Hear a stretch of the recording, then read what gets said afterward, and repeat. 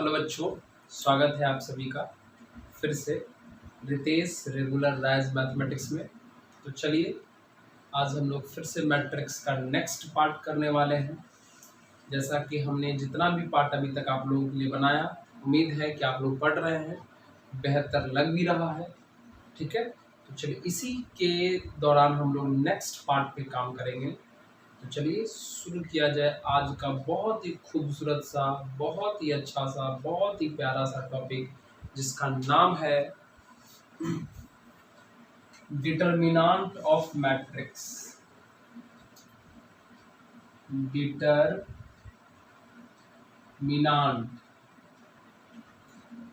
Of matrix. आज हम लोग किसी भी मैट्रिक्स का डिटरमिनेंट, किसी भी मैट्रिक्स का तो नहीं कह सकते, लेकिन किस तरह के मैट्रिक्स का डिटरमिनेंट निकालना है, कैसे निकाला जाता है, आज हम लोग यही पढ़ेंगे। Determinant of matrix. जैसे कि डिटरमिनेंट तो हम लोग पूरा पढ़ चुके हैं, पूरा डिटरमिनेंट का जितना भी पार्ट था हम लोग सारा कर चुके हैं। आज हम लोग के मैट्रिक्स वाला चैप्टर में ही डिटरमिनेंट का टॉपिक आया। इसको कैसे समझा जाए, कैसे पढ़ें, तो चलिए शुरू करते हैं। थोड़ा एक आप बात हमको समझाइए कि अगर आपको डिटरमिनेंट जानना है तो आप जानते होंगे कि डिटरमिनेंट में number of row equal to number of column होता है। आप जानते होंगे किसी भी डिटरमिनेंट में जितना रो होता है उतना ही कॉलम होता है, तब कोई भी डिटरमिनेंट पॉसिबल है। आप पढ़ चुके हैं कि डिटरमिनेंट पॉसिबल, डिटरमिनेंट बनाना सीखे हैं, डिटरमिनेंट को सॉल्व करना सीखे हैं, और जितना भी डिटरमिनेंट आप देखें, हर एक डिटरमिनेंट में जितना रो होता है उतना ही कॉलम होता है। इसका मतलब एक बात का तो पता लग रहा है कि हम लोग उस तरह के मैट्रिक्स का डिटरमिनेंट फाइंड कर सकते हैं जिस मैट्रिक्स के पास रो और कॉलम सेम होता है। तो थोड़ा याद करिए कि किस मैट्रिक्स का रो और कॉलम सेम होता है, तो आपको याद आएगा वो कोई और नहीं, वो है हमारा स्क्वायर मैट्रिक्स। सिर्फ और सिर्फ स्क्वायर मैट्रिक्स का रो और कॉलम सेम होता है। इसका मतलब सिर्फ और सिर्फ स्क्वायर मैट्रिक्स का डिटरमिनेंट निकाला जा सकता है, बाकी किसी भी मैट्रिक्स का डिटरमिनेंट निकालना पॉसिबल नहीं है। फिर से एक बार समझ लीजिए, डिटरमिनेंट को चाहिए कि जितना रो हो उतना ही कॉलम होना चाहिए, और अगर ऐसा ही रूल अगर मैट्रिक्स में लगा के देखें तो मैट्रिक्स में जितना रो और जितना कॉलम, मतलब रो और कॉलम सेम होने पर उसे हम लोग स्क्वायर मैट्रिक्स कहते हैं। यानी सिर्फ और सिर्फ आप स्क्वायर मैट्रिक्स का ही डिटरमिनेंट फाइंड कर सकते हो। पता चला कि स्क्वायर मैट्रिक्स का ही डिटरमिनेंट क्यों निकलता है, क्योंकि डिटरमिनेंट का काम है रो और कॉलम को इक्वल बताना, इक्वल रहेगा तब सॉल्व करना। तो मैट्रिक्स भी वही चाहिए जिसका रो और कॉलम इक्वल हो, उसी मैट्रिक्स का डिटरमिनेंट निकालेगा। तो मैट्रिक्स कौन सा होता है जिसका रो और कॉलम इक्वल हो, वो होता है हमारा स्क्वायर मैट्रिक्स। तो सिर्फ और सिर्फ स्क्वायर मैट्रिक्स का हम डिटरमिनेंट निकाल सकते हैं और किसी भी मैट्रिक्स का डिटरमिनेंट नहीं निकाल सकते। तो सोचा जाए कि कैसे डिटरमिनेंट निकाला जाता है। ये तो बहुत आसान है। देखिए, जैसे कि एग्जाम्पल में मान लीजिए कि हमने एक मैट्रिक्स लिया, एक स्क्वायर मैट्रिक्स लेंगे। स्क्वायर मैट्रिक्स के अलावा कोई भी मैट्रिक्स पॉसिबल नहीं है। स्क्वायर मैट्रिक्स लेंगे, हमने यह कोई स्क्वायर मैट्रिक्स लिया। स्क्वायर मैट्रिक्स इसलिए क्योंकि इसके पास दो रो हैं, दो कॉलम हैं, तो दोनों तो सेम है, स्क्वायर मैट्रिक्स। अगर इस मैट्रिक्स का मेरे से डिटरमिनेंट पूछा जाए तो मैट्रिक्स ए के डिटरमिनेंट का सिंबल ऐसे भी होता है और मैट्रिक्स ए के डिटरमिनेंट का सिंबल ऐसे भी होता है। ठीक है, इसका मतलब या इसका मतलब, इन दोनों का ही मतलब होता है डिटर्मिनांट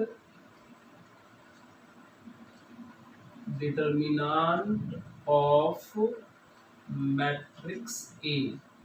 इन दोनों का मतलब क्या होता है? डिटर्मिनांट ऑफ मैट्रिक्स ए, यानी किसी भी मैट्रिक्स के डिटर्मिनांट का सिंबल आप यह भी यूज कर सकते हैं और डिटर्मिनांट का सिंबल आप यह भी यूज कर सकते हैं। ठीक है, तो चलिए इस मैट्रिक्स का डिटर्मिनांट यानी ये या ये कैसे फाइंड करते हैं? कुछ नहीं करते, बहुत आसान सा टॉपिक है। ये जो मैट्रिक्स का साइन आपको दिख रहा है घुमा हुआ, आप इस मैट्रिक्स के साइन को हटा के डिटर्मिनांट का साइन बस लगा दीजिए और सॉल्व कर दीजिए। यानी 4 6 5 7, यानी हमने कुछ नहीं किया, ये जो मैट्रिक्स का साइन था उसको हटा के डिटर्मिनांट का साइन लगा दिया, बस इसको सॉल्व कर दीजिए तो कितना आ जाएगा? इसको इससे मल्टीप्लाई करते हैं तो 28, फिर माइनस इसको मल्टीप्लाई करेंगे तो 30, यानी हमारा आंसर आ जाएगा -2। यानी कह सकते हैं कि इस मैट्रिक्स का डिटर्मिनांट कितना आया? -2। देखिए कितना आसान है, कुछ करना है कुछ नहीं, आराम से मैट्रिक्स का साइन हटा के डिटर्मिनांट का साइन लगा दिए, सॉल्व कर दिए, मैट्रिक्स का डिटर्मिनांट फाइंड हो गया। समझे? तो सिर्फ और सिर्फ स्क्वायर मैट्रिक्स का डिटर्मिनांट निकलता है, और कैसे निकलता है हमने आपको समझा दिया। थोड़ा इसको आप नोट करिए, चलिए हम आगे समझाते हैं, नोट करिए।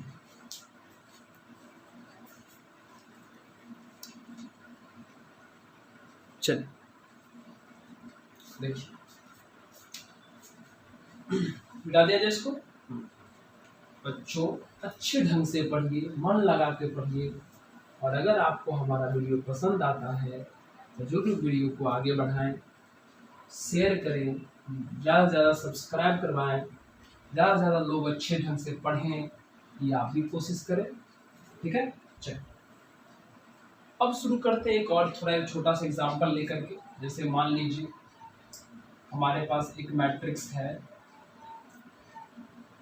1 2 0 -1 3 4 2 1 6। ठीक है, अब कहा जाए इस मैट्रिक्स का डिटर्मिनांट निकालो, तो आप कुछ मत करिए, इस मैट्रिक्स के डिटर्मिनांट का सिंबल तो ये भी होता है, या आप इस मैट्रिक्स के डिटर्मिनांट का सिंबल आप ये भी यूज कर सकते हैं। दोनों लेके बढ़ना जरूरी नहीं है, दोनों में से कोई एक लेते हैं तो आप काम चल जाता है। इसका मतलब भी डिटर्मिनांट ऑफ ए हुआ, इसका मतलब भी डिटर्मिनांट ऑफ ए हुआ। ठीक है, कैसे निकालते हैं भाई? ये जो मैट्रिक्स का साइन है उसको हटा के डिटर्मिनांट का साइन लगा देते हैं, बस 1 2 0 -1 3 4 2 1 6, और ये हमारा डिटर्मिनांट है थर्ड ऑर्डर का। और इनको आप एक्सपेंड करना अच्छे तरीके से जानते हैं, नहीं जानते हैं तो एक बार डिटर्मिनांट का वीडियो शुरू से देख लीजिए। डिटर्मिनांट में बहुत कुछ जान जाइएगा और आसानी से जान जाइएगा। ठीक है, तो जरूर देख लीजिएगा डिटर्मिनांट वाला टॉपिक। ठीक है, चलिए इसको एक्सपेंड करिए। एक्सपेंड करने के लिए हम आपको रूल बता दिए हैं कि साइन कन्वेंशन लिखिए, तो चलिए साइन कन्वेंशन लिखते हैं। किधर से भी एक्सपेंड कर सकते हैं, जिस कॉलम से मन करे या जिस रो से मन करे आप एक्सपेंड कर दीजिए। मेरा मन कर रहा है इस फर्स्ट कॉलम से एक्सपेंड करने का, इधर से ही एक्सपेंड कर देते हैं। और इधर से एक्सपेंड करने के लिए इसका साइन लिखना पड़ेगा। साइन में क्या होता है, सबसे शुरू में प्लस, फिर माइनस, फिर प्लस। करिए एक्सपेंड, करिए। यहाँ 1 है, 1 को प्लस से मल्टीप्लाई करेंगे तो +1 आएगा। अब ये +1 बाबू इस रो में है, हट गया, इस कॉलम में हट गया, क्या बचा हमारा 3 1 4 6, लिख दीजिए 3 1 4 6 बचा, लिख दिए। उसके बाद यहाँ आइए, 2 को माइनस से मल्टीप्लाई करेंगे तो -2 हो जाएगा। अब हमने क्या किया, ये -2 इस रो में है ना, इस सेकेंड रो में हटा दीजिए फर्स्ट कॉलम। ध्यान देखिए, ये second column second row first column हट गया, क्योंकि 2 जो है इसी सेकेंड रो में है, फर्स्ट कॉलम में। तो बताइए अगर ये और ये हट जाएगा तो क्या बचेगा, -1 2 4 6। उसके बाद आएंगे 0 पर, बाबू 0 का कैलकुलेशन 0 दे देता है, तो उसको सॉल्व ही नहीं करेंगे, बता दिए हैं पूरा सारा चीजें। एक बार जरूर पढ़ लीजिए डिटर्मिनेंट। ठीक है, चलिए इसको सॉल्व करिए। ये तो 1 का 1 हो गया, इसको मल्टीप्लाई करेंगे तो 18 माइनस इसको मल्टीप्लाई करेंगे 4, फिर -2 इसको मल्टीप्लाई करेंगे -6, फिर माइनस इसको मल्टीप्लाई करेंगे 8। तो ये हमारा हो जाएगा 18 माइनस 4 14, 1 जा 14 हो जाएगा। तो ये जाएगा -14 को माइनस से गुना करेंगे तो +28 हो जाएगा। यानी 8 4 12 2 3 4 मतलब 42 हो गया आंसर, है ना। यानी इस मैट्रिक्स का डिटर्मिनेंट कितना आया, प्लस में 42। कुछ करना है बस मैट्रिक्स के साइन को हटा के डिटर्मिनेंट का साइन लगा देना है, मैट्रिक्स का डिटर्मिनेंट फाइंड हो जाता है, आसान है। ठीक है, चलिए अब इसको आप नोट कर लीजिए, वीडियो को पॉज करके नोट कर लीजिए।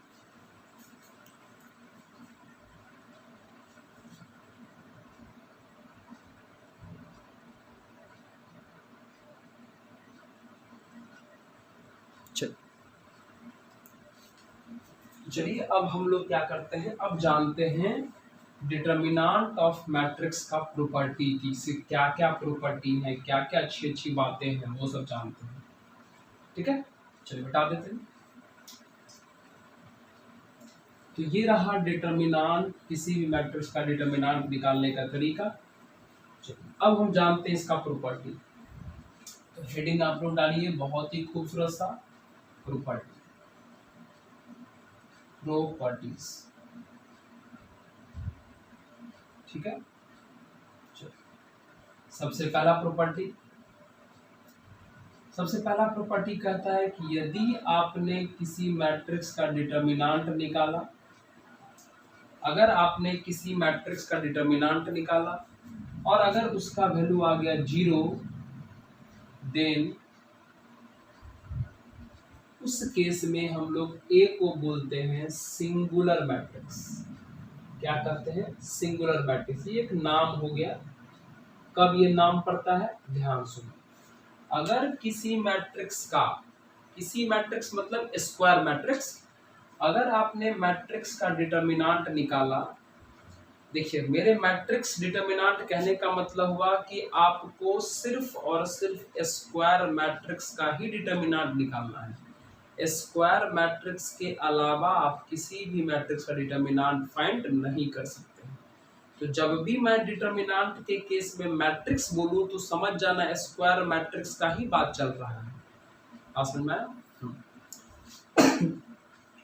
अगर किसी मैट्रिक्स का डिटर्मिनेंट 0 हो जाए, अगर किसी मैट्रिक्स का डिटर्मिनेंट 0 हो जाए तो उस तरह के मैट्रिक्स का नाम पड़ता है सिंगुलर मैट्रिक्स। क्या नाम पड़ता है, सिंगुलर। जैसे एग्जांपल समझिए, मान लीजिए हमने एक मैट्रिक्स लिया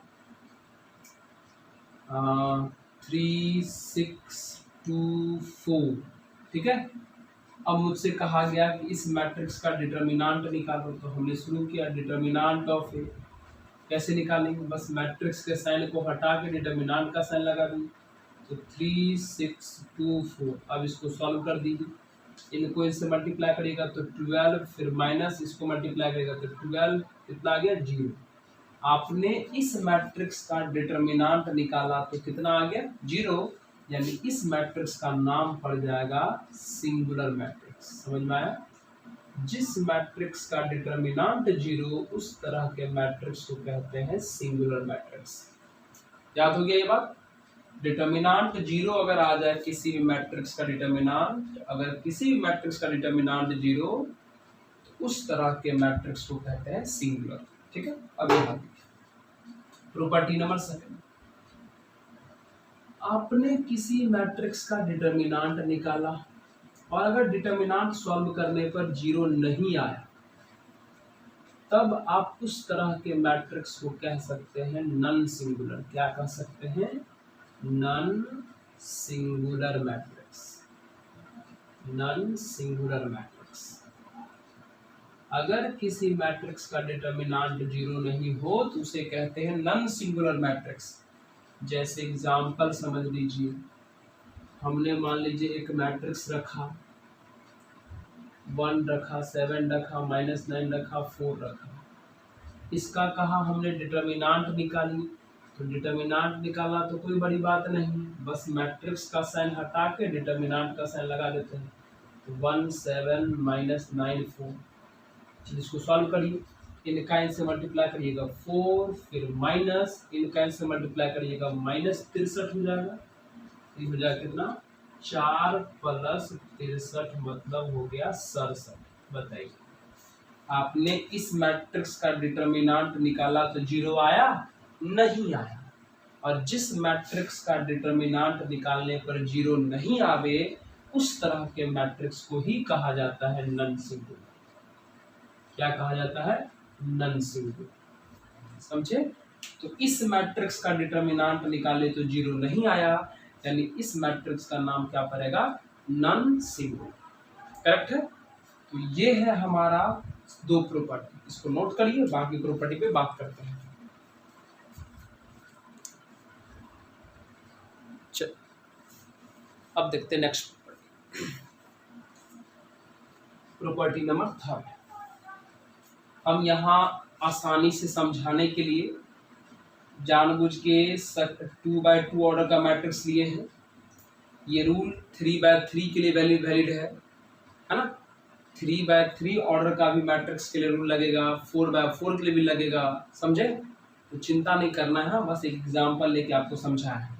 बस देखिएगा कि डिटर्मिनेंट अगर 0 आ जाए, चाहे कोई भी मैट्रिक्स क्यों ना हो, चाहे 2/2 का हो, 3/3 का हो, 4/4 का हो, 5/5 का हो, किसी भी मैट्रिक्स का अगर डिटर्मिनेंट 0 तो उसे कहेंगे सिंगुलर, और अगर डिटर्मिनेंट अगर 0 नहीं आया तो उसे कहेंगे नॉन सिंगुलर। करेक्ट है? चलो आगे अब बात करते हैं हम लोग प्रॉपर्टी नंबर 3 के। क्या है हमारा प्रॉपर्टी नंबर 3? समझिए बाबू, एक मैट्रिक्स बताया थे हम आपको, आइडेंटिटी मैट्रिक्स।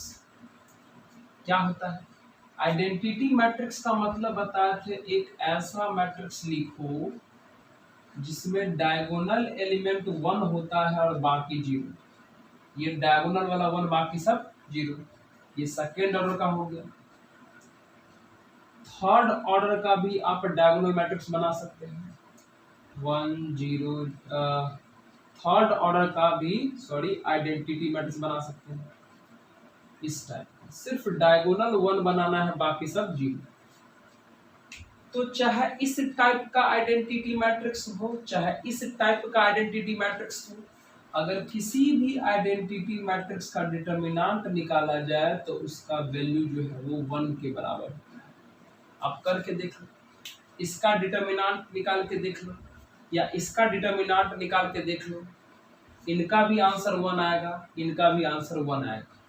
तो आज के बाद अपने दिमाग में ये रूल डाल लीजिए कि किसी भी आइडेंटिटी मैट्रिक्स का अगर डिटर्मिनेंट निकाला जाए तो उसका वैल्यू कितना होता है? 0 ही होता है। सॉरी उसका वैल्यू कितना होता है? 1। 0 नहीं, गलती से बोला गया 1। किसी भी आइडेंटिटी मैट्रिक्स का अगर डिटर्मिनेंट निकाला जाए तो उसका वैल्यू कितना होगा? 1। कितना होगा? 1। कितना होगा? 1। कितना होगा? 1। आइडेंटिटी मैट्रिक्स का डिटर्मिनेंट कितना होता है?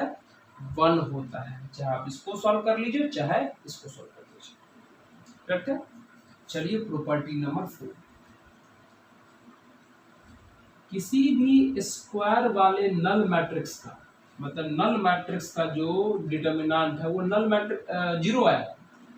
नल मैट्रिक्स का डिटर्मिनेंट ये 0 है, ये वैल्यू है, सिंबल नहीं है। ये क्या हमारा वैल्यू है। नल ये क्या है? सिंबल है। नल मैट्रिक्स का डिटर्मिनेंट 0 होता है। जैसे समझो, बताओ तो, हमने यहाँ पर एक नल मैट्रिक्स लिया, मान लो उसका नाम ए दे दिया, नाम दे सकते कुछ भी। मान लो हमने एक नल मैट्रिक्स ये लिया, बताइए तो ये नल मैट्रिक्स है? अगर आप सोच के देखिए, अगर हम इसका डिटर्मिनेंट निकालें तो मैट्रिक्स का साइन हटा के डिटर्मिनेंट का साइन लगा के अगर इसको सॉल्व करें तो बताइए इसका वैल्यू 0 आएगा कि नहीं आएगा?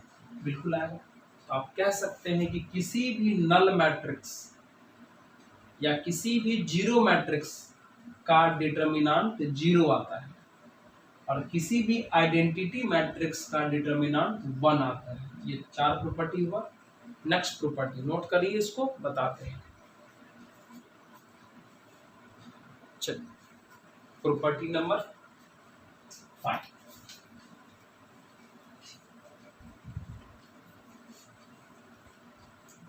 बहुत ही इंपॉर्टेंट प्रॉपर्टी बताने जा रहे हैं, ध्यान सुनिए। 5 minute.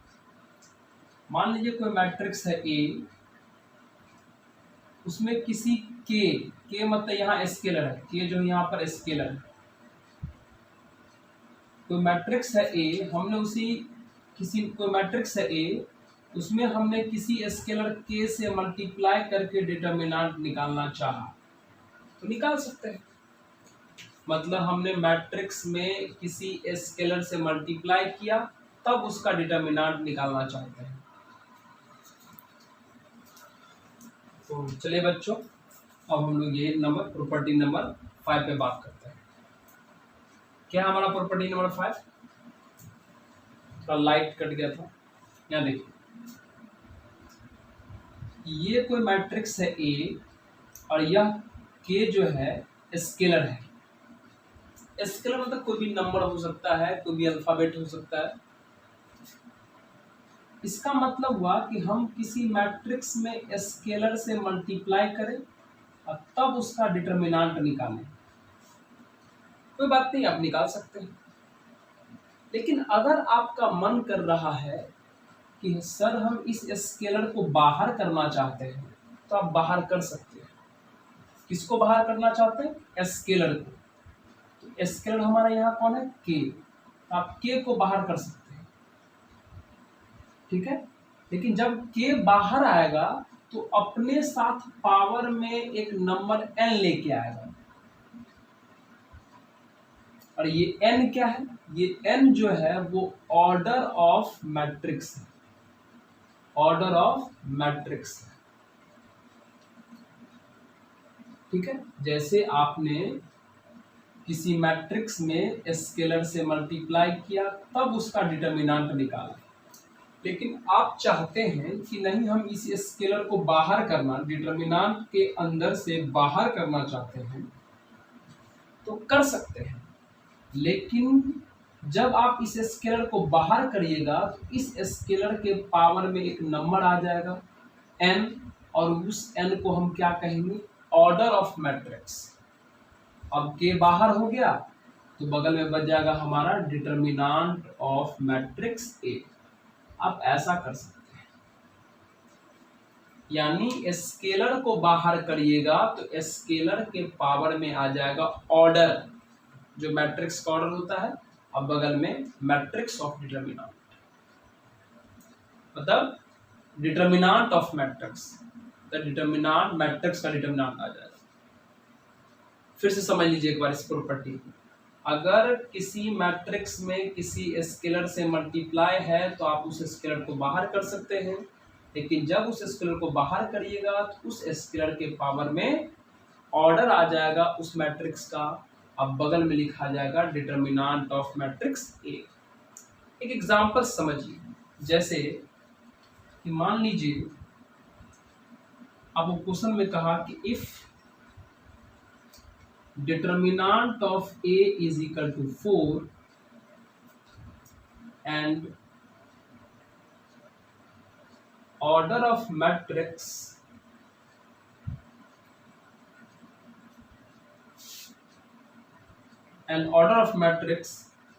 be 3 cross 3, then find 4 into A का डिटर्मिनेंट। ये बोला फाइंड करने के लिए। तो कैसे फाइंड करेंगे? तो हमारा सॉल्यूशन होगा, देखिए कैसे। किसका मैंने फाइंड करने के लिए बोला है? उसको लाइए इधर। 4 into A का डिटर्मिनेंट बोला फाइंड करने के लिए। तो यहाँ A हमारा मैट्रिक्स है, 4 हमारा स्केलर है। तो इस 4 को हम बाहर कर सकते हैं, लेकिन जब बाहर करेंगे तो अभी हमने सीखा कि पावर में कौन आ जाएगा? ऑर्डर। अब बगल में लिखा जाएगा determinant of matrix A. 4n का मतलब ऑर्डर, और हमारे मैट्रिक्स का ऑर्डर कितना है? 3/3, मतलब 3 लिखिएगा, 9 मत लिख दीजिएगा। ये ऑर्डर 3/3 का है, मतलब 3 लिखिएगा। अब बगल में डिटर्मिनेंट ऑफ ए, और डिटर्मिनेंट ऑफ ए का क्वेश्चन में कितना दिया है? 4 दिया है। तो कितना हो जाएगा बताइए? इनटू में बेस से तो पावर ऐड हो जाएगा तो 4 के पावर 4, अब 4 के पावर 4 हो जाएगा 256 हमारा आंसर। देखिए बताइए कितना खूबसूरत प्रॉपर्टी है, इस क्वेश्चन को कितना खूबसूरत ढंग से बना दिया। तो आप इस प्रॉपर्टी को अच्छे ढंग से याद रखिएगा कि किसी भी कांस्टेंट को जब डिटर्मिनेंट के अंदर से बाहर करिएगा तो उस कांस्टेंट के पावर में हमारा ऑर्डर आ जाए। ठीक है, हमने अभी आपको समझाया भी एग्जांपल देकर के। ठीक है, चलिए इसको नोट कर लीजिए, नोट कर लीजिए। हम वीडियो को पॉज करिए और नोट करिए अच्छे ढंग से। चलिए अब हम लोग अगले प्रॉपर्टी के ऊपर बात करते हैं। ठीक है, नोट कर लिए।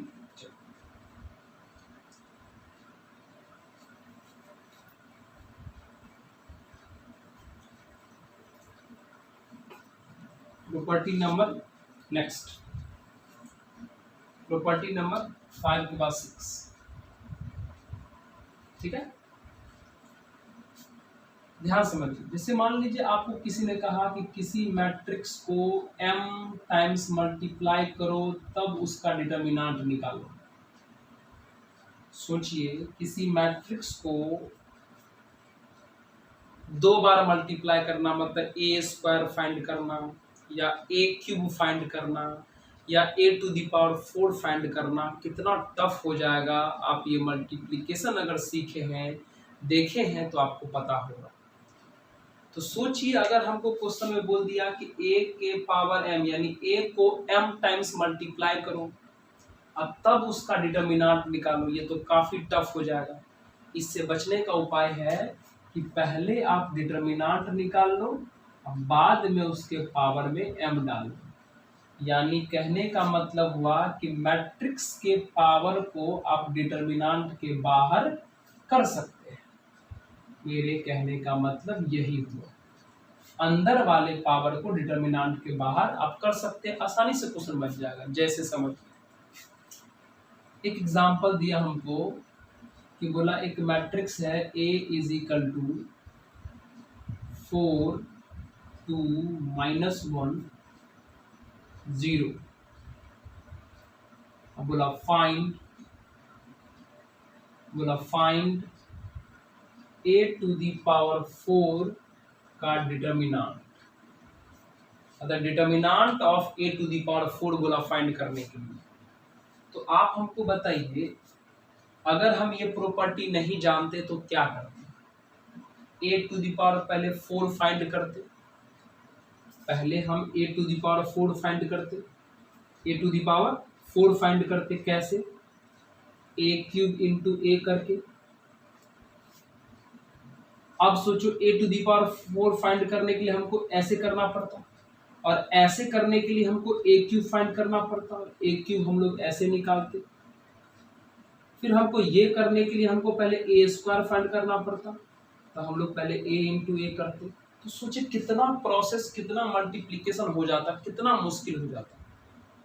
तो आपको यह प्रॉपर्टी इन सभी मुश्किलों से बचा देगा, आपको इतना टफ कैलकुलेशन नहीं करना पड़ेगा। देखिए बस आप क्या करिए, सबसे पहले इस मैट्रिक्स का डिटर्मिनेंट निकाल लीजिए। आपका क्वेश्चन सॉल्व हो गया। डिटर्मिनेंट निकालिए कैसे, बस मैट्रिक्स का साइन हटा के हम डिटर्मिनेंट का साइन यहाँ पर लगा दिए। सॉल्व करिएगा, इसका मल्टीप्लाई करिएगा तो 0, फिर माइनस इसका मल्टीप्लाई करिएगा तो आ जाएगा -2, यानी रिजल्ट आ गया हमारा +2। क्या बोल रहा था फाइंड करने के लिए, फाइंड करने के लिए बोला था कि a टू दी पावर 4 का डिटर्मिनेंट। तो अभी हम आपको बोले कि अंदर वाले पावर को बाहर आप कर सकते हैं, तो इसको आप जो अंदर में 4 है इसको डिटर्मिनेंट ऑफ a का होल पावर आप 4 लिख सकते हैं, कोई दिक्कत नहीं, आराम से लिख सकते हैं। और बताइए डिटर्मिनेंट ऑफ a का वैल्यू कितना आया है 2, तो यहाँ रखेगा तो 2 के होल पावर हो जाएगा 4, यानी कितना हो जाएगा हमारा 16। देखिए कितना आसानी से सॉल्व हो गया, कोई 4 बार 5 बार 10 बार मल्टीप्लाई करने की जरूरत नहीं है। तो याद रखिएगा अंदर वाले पावर को आप डिटर्मिनेंट के बाहर कर सकते हैं इस तरीके से। समझिए एक मैट्रिक्स दे दिया था और बोला था ये फाइंड करने के लिए, अगर ये रूल नहीं जानते तो a to the power 4 find करना कितना मुश्किल हो जाता है, ये आप जान गए। इसलिए आराम से हम क्या किए, अगर ये फाइंड करना है तो सबसे पहले हम इस मैट्रिक्स का डिटर्मिनेंट फाइंड कर लिए और फिर इसको जो निकालना था लेके आए। ये पावर अंदर में है, हम जान गए हैं कि पावर को बाहर कर सकते हैं। बस डिटर्मिनेंट का जो वैल्यू दिया था हमने रख दिया, पावर में 4 है, सॉल्व कर दिया, आंसर आ गया। ये हमारा प्रॉपर्टी नंबर 6। ठीक है, नोट करिए इस प्रॉपर्टी को, नोट करिए। चलिए अब जानते हैं प्रॉपर्टी नंबर 7। ठीक है, प्रॉपर्टी नंबर 7 क्या है? प्रॉपर्टी नंबर 7 समझिए, हम आपको ट्रांसपोज बता दिए हैं पिछले वीडियो में।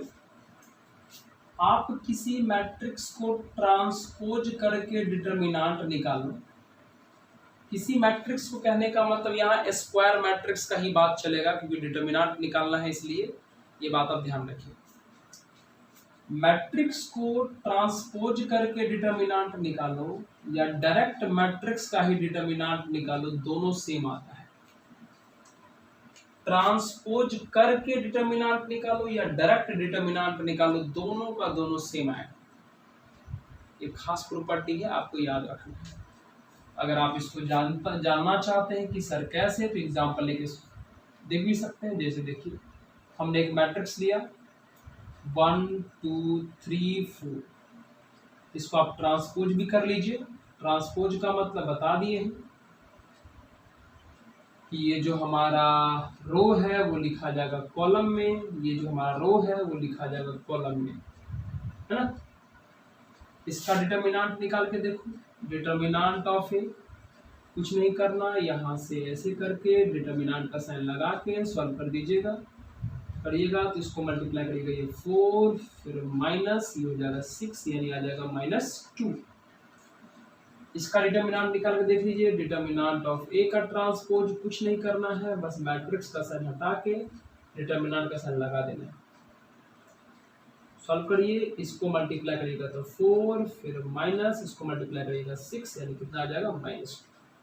तो आप देख लीजिए गौर से, मैट्रिक्स को ट्रांसपोज करके डिटर्मिनेंट निकाले या डायरेक्ट डिटर्मिनेंट निकाले, दोनों क्या होता है? सेम होता है। ठीक है, चलिए इस प्रॉपर्टी को भी नोट कर लीजिए, नोट कर लीजिए, अच्छे ढंग से नोट कर लीजिए, पॉज करिए, वीडियो को नोट कर लीजिए। करेक्ट है? ठीक, चलिए अब प्रॉपर्टी नंबर इसका लास्ट प्रॉपर्टी देखते हैं हम लोग। इसका प्रॉपर्टी नंबर 8, कितना खूबसूरत प्रॉपर्टी। सोचिए, आपको मैट्रिक्स दे दिया ए, एक मैट्रिक्स दे दिया बी, एक मैट्रिक्स दे दिया सी, बोला पहले तीनों मैट्रिक्स का मल्टीप्लाई करो तब जाके डिटर्मिनेंट निकालो। कितना टफ हो जाएगा मैट्रिक्स को मल्टीप्लाई करना। ए को बी से मल्टीप्लाई करे, फिर जो रिजल्ट आया उसको सी से मल्टीप्लाई करे, काफी टाइम लग जाएगा। तो सोचिए, ये सभी मैट्रिक्स मल्टीप्लिकेशन में है ना, तो मल्टीप्लिकेशन में आप ये डिटर्मिनेंट बांट सकते हो, यानी determinant of A into determinant of B into determinant of C, ऐसा आप कर सकते हैं। यानी मैट्रिक्स अगर मल्टीप्लाई करके अगर होल डिटर्मिनेंट निकालना हो तो आप अलग अलग डिटर्मिनेंट निकाल के मल्टीप्लाई कर सकते हैं, सेम आएगा। जैसे एग्जांपल में अगर बात करें, मान लीजिए एक मैट्रिक्स है 1 3 2 4, ठीक है, एक मैट्रिक्स है, और मान लेते हैं 1 0 6 2। बोला find determinant of A into B, है ना। ए बी का डिटर्मिनेंट बोला फाइंड करने के लिए, तो बहुत आसान है, कोई जरूरत नहीं है आपको मल्टीप्लाई करने का, है ना, कोई जरूरत नहीं है आपको मल्टीप्लाई करके डिटर्मिनेंट निकालने का। नहीं तो चलिए हम आपको प्रूफ कर देते हैं। ठीक है, पहले आप इनको मल्टीप्लाई करके डिटर्मिनेंट निकालो, ठीक है, उसके बाद अलग अलग डिटर्मिनेंट निकाल के मल्टीप्लाई करो, दोनों सेम है ना। चलिए हम आपको वेरीफाई भी कर देते हैं, चलिए वेरीफाई भी कर देते हैं आपके लिए, वेरीफाई। ठीक है, चलिए पहले दोनों मैट्रिक्स को मल्टीप्लाई करो, ए को बी से।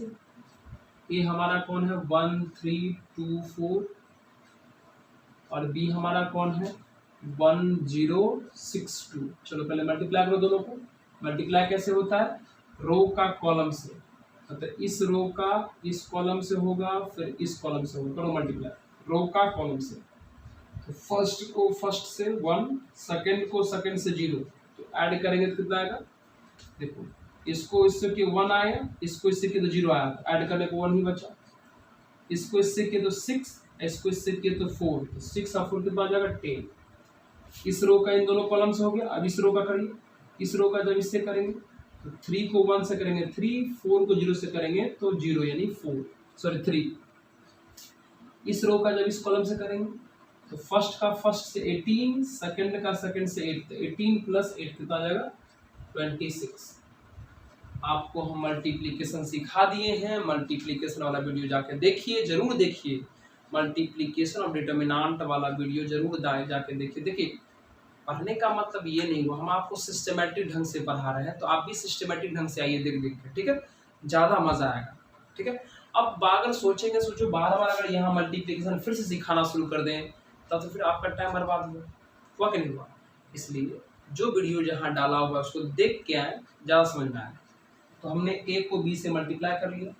चलिए पहले आप इसका डिटर्मिनेंट निकाल के देखते हैं। डिटर्मिनेंट निकाल लेंगे तो कुछ नहीं करिए, डिटर्मिनेंट मैट्रिक्स का साइन हटा के डिटर्मिनेंट लगा दीजिए, मतलब 1 3 10 26। इसको मल्टीप्लाई करेंगे तो जाएगा 26, अब माइनस इसको मल्टीप्लाई करेंगे तो जाएगा 30, यानी आंसर आ गया हमारा -4। सोचो मल्टीप्लाई करके डिटर्मिनेंट निकाले तो आया -4। एक काम करते हैं, दोनों का अलग अलग डिटर्मिनेंट निकाल के मल्टीप्लाई करते हैं, तब भी देखते हैं कि -4 आता है कि नहीं आता। देखो कितना जल्दी आ जाएगा, है ना। यहीं से देख लो, यहीं निकाल दे। देखो डिटर्मिनेंट ऑफ ए निकालो, यहाँ निकाल देते हैं। तो कुछ नहीं करना है, बस डिटर्मिनेंट का साइन हटा दे, सॉरी मैट्रिक्स का साइन हटा के डिटर्मिनेंट लगा देते हैं। 1 3 2 4 हो गया। चलिए इसको सॉल्व करिएगा तो ये हो जाएगा हमारा 4, फिर ये हमारा हो जाएगा 6, यानी हमारा आंसर आ गया -2। डिटर्मिनेंट ऑफ ए आ गया। डिटर्मिनेंट ऑफ बी भी निकाल लीजिए, यहाँ निकाल लेते हैं, है ना, यहीं पे निकाल देते हैं हम आपको। डिटर्मिनेंट ऑफ बी कैसे निकलेगा, कुछ नहीं करना है, बस इसमें से मैट्रिक्स का साइन हटा के डिटर्मिनेंट का साइन लगा देना है, लगा दीजिए। तो 1 0 6 2 सॉल्व करिएगा, ये हमारा हो जाएगा 2, फिर ये हो जाएगा 0, यहाँ से आंसर आ गया 2। सोचिए डिटर्मिनेंट ऑफ ए आया -2, डिटर्मिनेंट ऑफ बी आया 2, तो determinant of A into determinant of B कितना हो जाएगा। डिटर्मिनेंट ऑफ ए है हमारा -2, ये हमारा है 2, मल्टीप्लाई करेंगे तो कितना आ जाएगा हमारा -4। बताइए तो दो मैट्रिक्स को मल्टीप्लाई करके मैट्रिक्स लाए, फिर उसका डिटर्मिनेंट सॉल्व किए तो -4 आया, और हमने अलग अलग मैट्रिक्स का डिटर्मिनेंट निकाल के मल्टीप्लाई किया, फिर भी -4 आया, है ना।